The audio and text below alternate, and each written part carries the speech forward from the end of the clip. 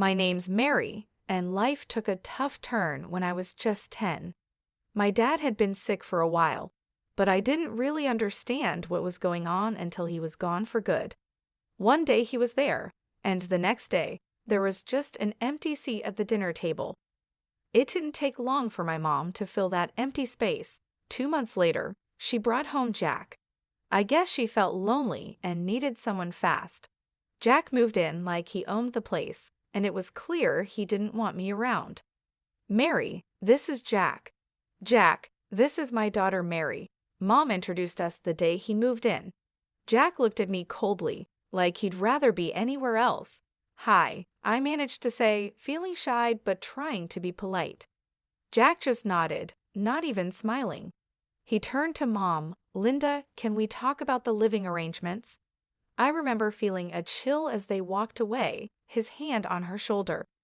It didn't take long before I started feeling like an outsider in my own home. Jack had rules for everything and was always on my case. Don't leave your stuff in the living room. Eat faster. Don't make too much noise. It was nonstop. Mom just went along with whatever Jack said, her eyes looking empty or maybe just tired. One evening at dinner, things boiled over. I accidentally knocked over a glass of water, and it spilled towards Jack. Clumsy kid, can't you do anything right? Jack snapped, jumping up as the water splashed on his pants. Sorry, Jack, it was just an accident, I stammered, feeling my face heat up. Sorry doesn't clean up messes, Mary. Be more careful, he scolded, his voice louder than it needed to be. Mom just sat there, quietly dabbing her mouth with a napkin, not saying anything. I looked at her, hoping she would say something, anything, to stand up for me, but she stayed silent. I heard them arguing in their room. Jack's voice was loud and harsh. Linda, that kid of yours needs to shape up. I'm not going to live in chaos just because you're used to it. Mom's reply was soft, but I could catch bits of it. Jack, please, she's just a child. She's still adjusting. Adjusting? It's been months. I'm telling you, if things don't change, I didn't hear the rest, but I didn't need to. The message was clear. Jack wanted me out of the way, and Mom wasn't fighting too hard against it. The next few months were just as hard. Jack's complaints were a daily thing, and Mom's silence grew heavier. I was walking on eggshells, trying not to make a sound, trying to disappear if I could, but you can't disappear in your own home, can you? Even a 10-year-old knows that much. Life at home got more complicated when Mom told us she was expecting. Jack already had a hard time tolerating me, and the news didn't exactly make him happy. He was silent for a long minute before he spoke, and when he did, his words were cold. Well, that's just great, Linda. Just what we needed, he said, his tone dripping with sarcasm. Mom just smiled, but it was a weak smile. It's a blessing, Jack. You'll see, a fresh start for us. I felt a mix of excitement and dread. A little brother or sister seemed like a dream, someone new to connect with, but with Jack's mood swings, I wasn't so sure. The months flew by, and the baby finally arrived. It was a girl, and they named her Lauren. I was thrilled. She was so tiny, and when I first saw her, all wrapped up in her pink blanket, my heart melted. I thought having Lauren around might make things better, even make Jack soften up a bit. Holding Lauren felt magical. She was so small, her tiny fingers grasping at nothing. Hey there, Lauren, I'm your big sister, Mary. I'm going to take good care of you, I whispered, promising silently to be there for her no matter what. But the magic didn't last. Bringing Lauren home changed things again. Jack became fussier than ever, especially about money.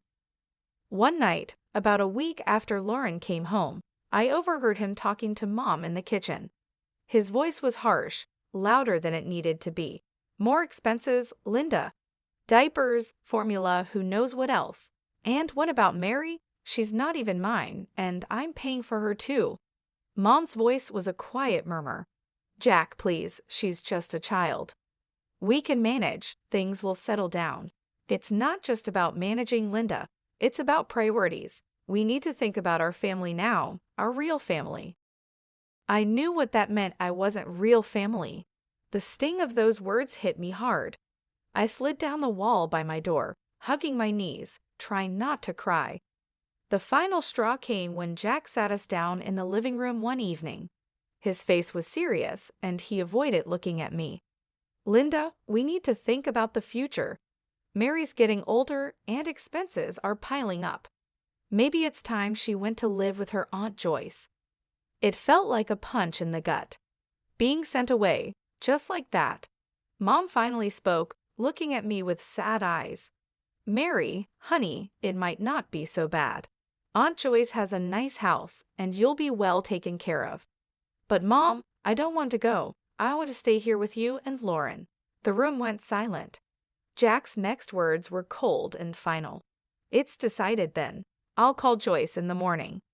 Moving in with Aunt Joyce was like stepping into a different world. Her house was big, clean, and always silent, too silent for comfort. The first day I arrived, she laid down her rules like we were negotiating a peace treaty after a long war. "You'll follow my rules under my roof, Mary. No nonsense, no mess, no back talk," she declared as she led me through the hall to what would be my room. The room was plain, with bare walls and a single bed in the corner. It felt nothing like home. I nodded, too tired and upset to argue. "Homework right after school, chores before dinner, and lights out by 8. I won't tolerate any laziness or sloppiness, you hear?" Aunt Joyce continued, her voice firm. "Yes, Aunt Joyce," I whispered. "Speak up when you're spoken to." "Let's have no mumbling here," she snapped. I quickly corrected my tone. "Yes, Aunt Joyce, I understand." The days that followed blended into each other, each as strict and unforgiving as the last. Aunt Joyce was tougher than anyone I'd ever known. She had a way of making simple conversations feel like interrogations. Homework was a battlefield too. If I got a B instead of an A, Aunt Joyce had sharp words for me. "You can do better than this. Your laziness won't fly here," she'd scold, even though I'd spent hours poring over books. The worst part was how she reminded me of my mom's decision to send me away. If I dared to talk back or ask for less criticism, she'd retort sharply, "No wonder your mom sent you here. You need discipline. You obviously weren't getting it." Those words hurt. They always did. They made me feel unwanted, unloved, like I didn't belong anywhere. I was just another problem Mom solved by sending me away. Days turned into weeks and weeks into months. I learned to keep my head down, do what I was told, and only speak when necessary. Aunt Joyce had no patience for tears or complaints, and I didn't have the energy left to fight. "It's for your own good," she'd often say after scolding me harshly, as if her sharp words were supposed to make me into someone better. I wasn't sure who that better person was supposed to be. All I knew was that I was getting really good being alone, at being quiet, and at not being a problem. Because in Aunt Joyce's house, not being a problem was the best thing you could be. Living with Aunt Joyce was suffocating, and I found myself missing my mom more each day, even though I knew she had let me go without much of a fight. One afternoon, the feeling of missing her got too strong to ignore. Aunt Joyce was out, probably at her bridge club, and I knew I had at least a couple of hours before she'd be back. Her phone was always left on the kitchen counter, charging next to the fruit bowl. It seemed like my only link back to my old life. I hesitated for a minute before I picked it up. Dialing my mom's number was like muscle memory. I hadn't forgotten it, and maybe I never would.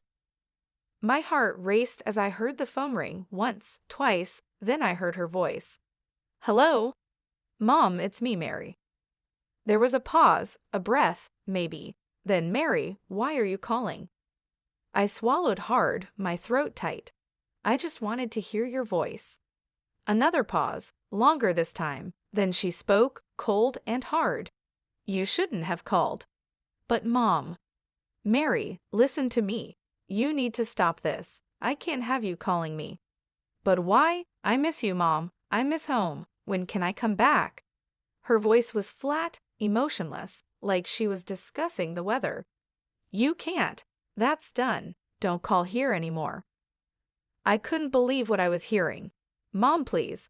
Just don't, Mary. There's nothing here for you. Goodbye. She hung up and the line went dead. The silence in the kitchen was overwhelming. I felt my hand shake as I put the phone back on the charger. The finality in her voice broke something in me. She didn't want me. She really didn't want me anymore. Tears blurred my vision as I stumbled to my room. I closed the door softly, not wanting to make any noise that might hint at my rebellion. I sat on the floor, my back against my bed, and let myself cry. The room felt smaller than ever, like a box slowly closing in on me. I heard the front door open and close, and Aunt Joyce's voice called out, "Mary, you better have finished your chores." "Yes, Aunt Joyce," I called back, quickly wiping my eyes with the back of my hand. I didn't want her to see any signs of weakness. Weakness wasn't allowed here. I went to the kitchen to help with dinner, acting like nothing had happened, but inside, I felt different, emptier, more alone. Mom's final words kept playing over and over in my head. That night, Aunt Joyce found the call log on her phone. Her face twisted into a scowl as she stormed into my room, her voice a harsh whisper that cut through the quiet. "So, you took my phone to call your mother. Thought you'd go behind my back." I froze, feeling the blood drain from my face. I just wanted to hear her voice. Aunt Joyce laughed, a harsh, grating sound. "And what did that get you, huh? She doesn't want you, Mary. Even you can't deny it now." Her words were like ice, and I felt them chill me to the bone. She grabbed my arm, her grip tight and painful. "No more phone, no more pity parties. You're here because she doesn't want you. Remember that." The punishment was severe, more chores, stricter rules, and the cold shoulder from Aunt Joyce, who made sure I felt just how unwanted I was every day after that. Aunt Joyce's house had become a prison, each day dragging on heavier than the last. It was clear I was nothing but a burden to her, a nuisance she put up with only because she had to. But even that thin thread of obligation snapped one chilly morning, a year into my stay. "You're packing your bags today, Mary," Aunt Joyce announced over breakfast, her voice stern and final. I stared at her, my spoon halfway in my mouth. "What? Why?" "Your mother stopped sending money." "No money, no reason to keep you here," she replied bluntly, sipping her coffee as if we were discussing something as trivial as the weather. I felt a cold dread settle in my stomach. "So what happens to me now?" She shrugged, a cold, dismissive gesture. "Not my problem. You can go live with your grandmother. If she won't take you, then it's the orphanage." The thought of going to an orphanage terrified me, but the mention of Grandma sparked a tiny flicker of hope. I hadn't seen her since I was little, barely remembered her, but surely she wouldn't turn me away. Packing my bags felt surreal, like it was happening to someone else. I was packing up my life at Aunt Joyce's, each item a reminder of the year I'd lost. Aunt Joyce drove me to Grandma's house, and the car ride was silent except for the hum of the engine. When we arrived, the house was smaller and cozier than Aunt Joyce's big, imposing place. Grandma was waiting at the door, her expression unreadable. "This is Mary, your granddaughter," Aunt Joyce said, not bothering with any pleasantries. "I can't keep her anymore. Linda stopped paying." Grandma looked me over, her eyes sharp but not unkind. "I see, come in, Mary." Aunt Joyce didn't stay long. With a brief nod, she left, her duty to me discarded as easily as she had gotten rid of me. Inside, Grandma's house was warm and filled with the scent of cinnamon and something sweet baking. It felt welcoming, a stark contrast to Aunt Joyce's cold, sterile environment. "You'll be staying in the guest room. I suppose we'll need to sort out some more permanent arrangements," Grandma said as she led me down the hall. The guest room was small, with a window overlooking the garden. It felt safe, a feeling I hadn't associated with a place in a long time. "Thank you, Grandma," I said quietly, still unsure of my welcome. She nodded. "We're family, Mary. You belong here more than anywhere else." Over the next few weeks, I adjusted to life with Grandma. It was different. She was strict, but there was a kindness to her rules, a gentleness in her reprimands. You need to do your chores, Mary. Everyone contributes here, she would remind me, but her tone was patient, not harsh. Yes, Grandma, I would respond, grateful for her fair approach. Living with Grandma, I began to heal. I found comfort in the quiet routine of our days, the peaceful nights, and the steady rhythm of life that was so different from the chaos with Aunt Joyce. The months passed, and on my 19th birthday, Grandma made a decision that would change everything. Over breakfast, she slid an envelope across the table to me. "Take a look at this, Mary," she said, her voice carrying a mix of seriousness and warmth. I opened the envelope and pulled out some official-looking papers. "What's this?" "It's adoption papers, Mary. I want to adopt you. Make things official so no one can ever make you feel unwanted again," she explained, watching me closely for my reaction. I felt a lump in my throat. "Really, Grandma? You mean it?" "Yes, I do. You're not just staying here, Mary. You're my family, and it's time we made that clear to everyone else, too." 2 weeks later, it was done. We went to court, and I officially became Mary Bennett, with a new sense of belonging that I had longed for since Mom sent me away. With Grandma's support, I finally felt like I was home. I began looking forward to the future, and Grandma encouraged me to focus on my studies, especially science, which had always fascinated me. "You've got a sharp mind for it, Mary. You could go into medicine. How would you like that?" she suggested one day as we were going over some of my school projects. "I'd love that, Grandma. I want to help people," I replied, the idea starting to take root. "Then it's settled. We'll get you into a good college program. I'll support you every step of the way," she declared with determination. True to her word, Grandma was there for me throughout my high school years. She tutored me in math and science, using her old-school methods that were strict but effective. "You need to understand the basics, Mary. You can't skip the foundation," she'd insist whenever I struggled with complex problems. I graduated with top marks, thanks to her unwavering support. Grandma then helped me navigate the daunting college application process. When I got accepted into a medical college with a partial scholarship, she was as proud as if she'd received the acceptance herself. "We'll manage the finances. Don't you worry about that," Grandma said when I fretted over the costs. "You focus on your studies and become the best doctor you can be." Medical school was tough but fulfilling. I was drawn to oncology, the branch of medicine that deals with cancer. It was hard, both emotionally and intellectually, but it felt right, like I was exactly where I needed to be. I completed my degree, then my internship, and finally my residency, each step a milestone that Grandma celebrated. "You're making a real difference, Mary. I'm so proud of you," she'd say, her eyes shining with pride.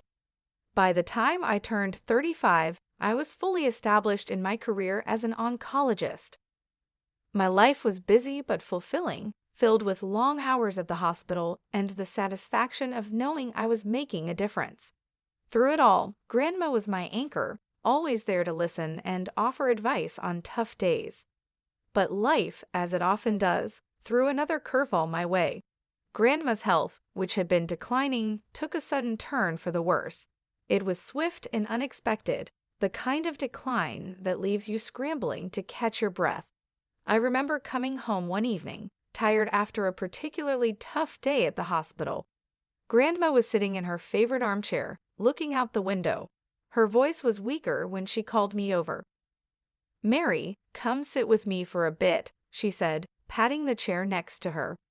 I sat down and took her hand in mine. It felt fragile, like it could break with too much pressure. "I'm not going to beat around the bush," she started, her tone serious. "The doctors say there's not much time left. We need to talk about practical things." A lump formed in my throat, and my eyes filled with tears. "Grandma, please." She squeezed my hand, her grip still strong. "No tears now, Mary. We've got things to sort out. You need to be ready." The next few weeks were a blur of doctor's visits, late nights, and legal paperwork. Grandma wanted to make sure everything was in order for me, that there would be no complications with her estate or her wishes. When the end came, it was peaceful. Grandma passed away in her sleep at home, just as she had wanted. The emptiness left by her passing was overwhelming, and the silence in the house felt too heavy to bear at times. Planning the funeral was hard. I went through her address book, calling relatives and friends. The responses were polite, some even warm, but it became clear that not many would make the effort to come. My heart ached, not just for the loss of Grandma, but for the loneliness of this farewell. The funeral day was quiet, the chapel more empty than full. I stood there, feeling oddly detached as the priest spoke about life, loss, and legacy. It didn't take long after the funeral for the past I thought I had left behind to come knocking at my door. My mother, stepfather, and their daughter, who was now 21 years old, showed up unexpectedly. My mother didn't waste any time. "Mary, you need to share the inheritance your grandmother left you," she demanded, her tone entitled. I stared at them, disbelief mixing with anger. "You left me, remember? 21 years ago, you decided I was too much of a burden." My mother's face twisted into a sneer. "Ungrateful girl. Now you're a rich doctor with an inheritance. You owe us." I laughed, the sound bitter. "Grandma adopted me legally. You're nothing to me now." The shock on her face was almost comical. My stepfather, ever the bully, leaned in. "You're going to regret this, Mary." As they left, I slammed the door behind them, the click of the lock sounding unusually satisfying. Standing there, my back against the door, I felt a mix of relief and renewed determination. A few days after their visit, I was at work when I got a call from a neighbor. "Mary, it looks like your family's at your house again. They've been bringing in furniture. It looks like they're moving in or something." When I pulled into the driveway, seeing their car parked out front made my stomach turn. I walked in to find my mother, stepfather, and stepsister unpacking boxes in the living room, acting like they owned the place. "What are you doing?" I demanded, trying to keep my voice steady. My mother turned around, feigning surprise. "Oh, Mary, we're just settling in. After all, this is family property." "No, it's not. This is my house, legally left to me by Grandma. You need to leave now." My stepfather stepped forward with a smirk on his face. "Make us. We're family, and we deserve a part of this house." I could feel the anger rising inside me. "You haven't been family for over 21 years. You can't just come here and claim what's mine." My stepsister, who had been watching from the side, finally spoke up. "Come on, Mary, don't be so heartless. We're just asking for what's fair." "Fair?" I laughed, the sound sharp and bitter. "What's fair about abandoning a child? What's fair about only showing up when you think there's money to be had?" They had no answers, just scowls and muttered curses. "I'm calling the police," I declared, pulling out my phone. My mother tried to stop me. "You'll regret this, Mary." "I've regretted knowing you for years. This is nothing new." I shot back as I dialed 533. The police arrived quickly. I explained the situation, showing them the legal documents proving my ownership of the house and Grandma's will. The officers were firm. "You need to leave," one of them told my mother and stepfather. "This property doesn't belong to you, and if you don't comply, you'll be removed forcibly."